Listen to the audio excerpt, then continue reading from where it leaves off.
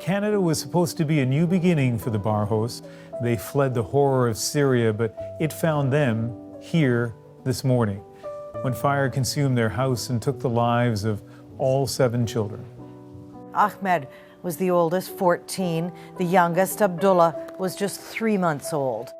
Both parents survived. The father, though, is clinging to life tonight.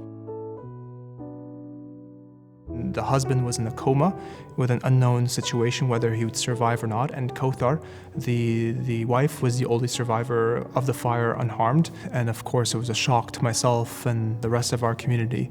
And right away, we knew we had to do something about it and plan for fundraising for the family.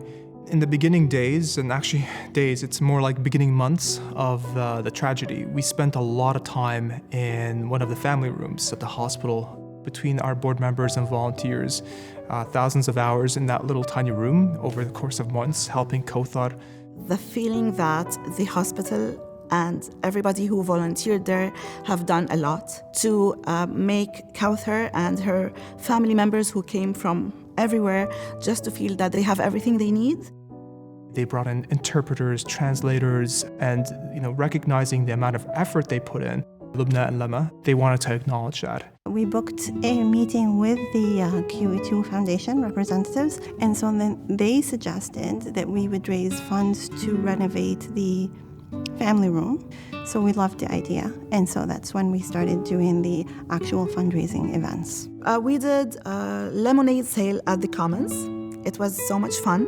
We did paint night, we did henna event, and that attracted a lot of people from the overall community. They targeted businesses or the general public. They worked with federal MPs or local city councillors, and that's how they raised most of their money. So the particular room that was renovated looked identical to what we've seen before. And, it was a traditional family room that you'd see in the hospital. Things that are added to the room is a pull-out bed, which makes anybody who's gonna stay at the room feel really comfy. And then they added a kitchenette, which is a new addition, and it's a good addition. It's very inviting, warm colors, very bright. It was like an office space before, and then now it's more homey and more comfortable. People who are typically using those rooms have gone through a form of calamity or difficulty or tragedy.